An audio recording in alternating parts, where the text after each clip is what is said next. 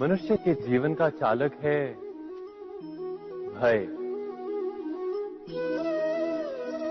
मनुष्य सदा ही भय का कारण ढूंढ लेता है। जीवन में जिन मार्गों का हम चुनाव करते हैं वो चुनाव भी हम भय के कारण ही लेते हैं। किंतु क्या ये भय वास्तविक होता है? विचार कीजिए।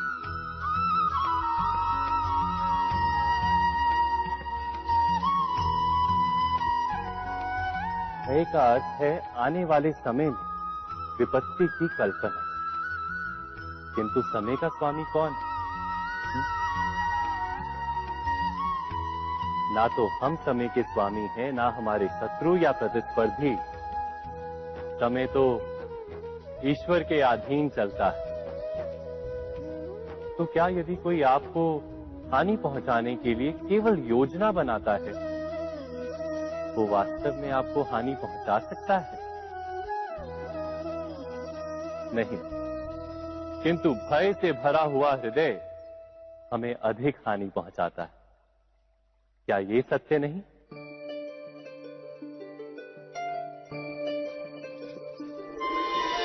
विपत्ति के समय भयभीत हृदय अयोग्य निर्णय करता है और विपत्ति को अधिक पीड़ादायक बनाता है। किंतु विश्वास से भरा हृदय विपत्ति के समय को भी सरलता से पार कर जाता है। अर्थात जिस कारण से मनुष्य हृदय में भय को स्थान देता है, भय ठीक उससे विपरीत कार्य करता है। क्या ये सत्य नहीं? स्वयं विचार कीजिए।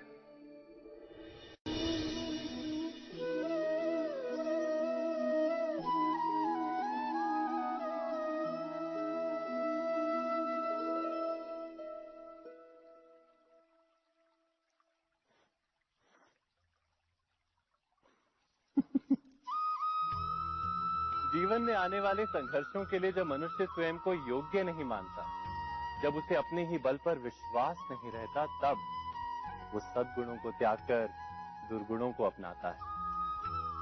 वस्तुतः मनुष्य के जीवन में दुर्जनता जन्म ही तब लेती है जब उसके अंतर में आत्मविश्वास नहीं होता। आत्मविश्वास ही अच्छाई को धारण करता है। ये आत्मविश्वास है क्या?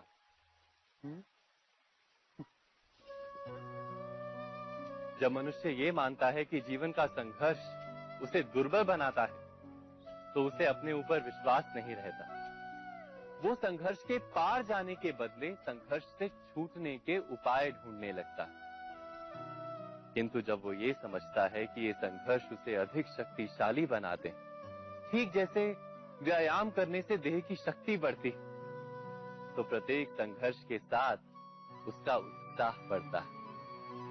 अर्थात आत्मविश्वास और कुछ भी नहीं, मन की स्थिति, जीवन को देखने का दृष्टिकोण मात्र है। और जीवन का दृष्टिकोण तो मनुष्य के अपने वश में होता है।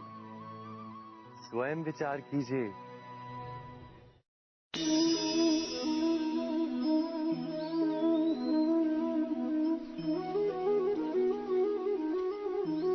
जब अपने किसी अच्छे कार्य के उत्तर में दुख प्राप्त होता है अथवा किसी को उसके दुष्ट कार्य में सुख मिलता है, तो मन अवश्य ये विचार करता है कि अच्छा कार्य करने का, धर्म के मार्ग पर चलने का तात्पर्य क्या है। पर दुष्ट आत्मा को क्या प्राप्त होता है ये भी देखिए।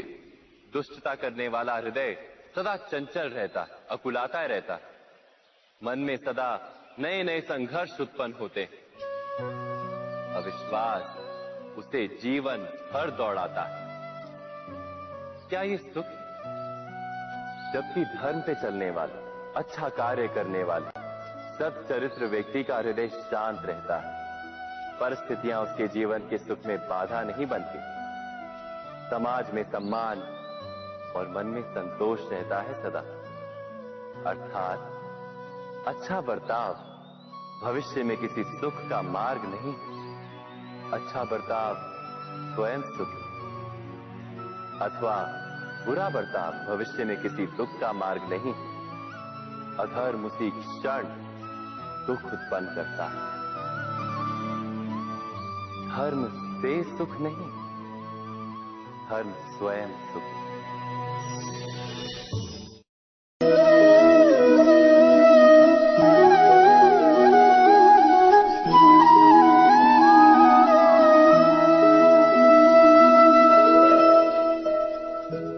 जब किसी व्यक्ति को किसी घटना में अन्याय का अनुभव होता है तो वो घटना उसके अंतर को झकझोर देती, समस्त जगत उसे अपना शत्रु प्रतीत होता है।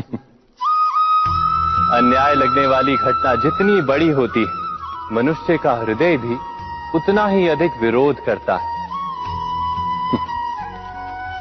उस घटना के उत्तर में वो न्याय मांगता है, और ये योग्य भी है। वास्तव में समाज में किसी भी प्रकार का अन्याय व्यक्ति की आस्था और विश्वास का नाश है। किंतु ये न्याय क्या है? न्याय का अर्थ क्या है? अन्याय करने वाले को अपने कार्य पर पश्चाताप हो और अन्याय भुगतने वाले के मन में फिर से विश्वास जगे समाज के प्रति। इतना ही अर्थ है ना न्याय का। किंतु जिसके हृदय में धर्म नहीं होता, वो न्याय को छोड़कर बैर और प्रतिशोध को अपनाता है।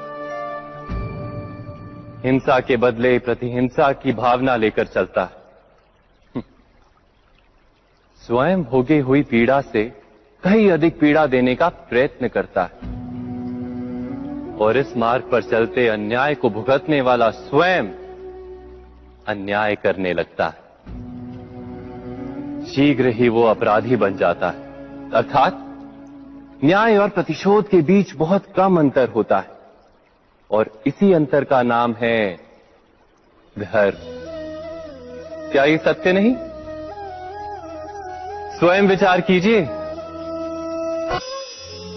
व्यक्ति को जब उसके अपराध का दंड मिलता है, तब कभी कभी उस न्याय को देखकर मन कचोटता है। प्रश्न उठता है हृदय में कि जब वो अपराध हुआ था तब व्यक्ति भिन्न था। उसके पश्चात उसने इतने पश्चाताप किए, स्वयं में इतना परिवर्तन किया, फिर उसे दंड क्यों मिले? पर जहां आघात होता है वहां प्रत्याघात भी होता है। जैसा कर्म वैसा फल। यदि किसी को प्रेम दोगे तो सुख प्राप्त होगा, यदि किसी की हत्या करोगे तो मृत्यु दंड मिलेगा।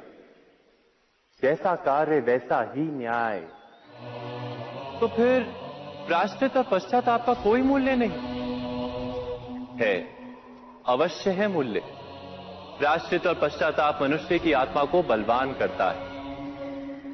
आने वाले दंड को स्वीकार करने के लिए मनुष्य को तैयार करता है। अर्थात बिना प्रायश्चित के दंड स्वीकार करने का कोई मूल्य है?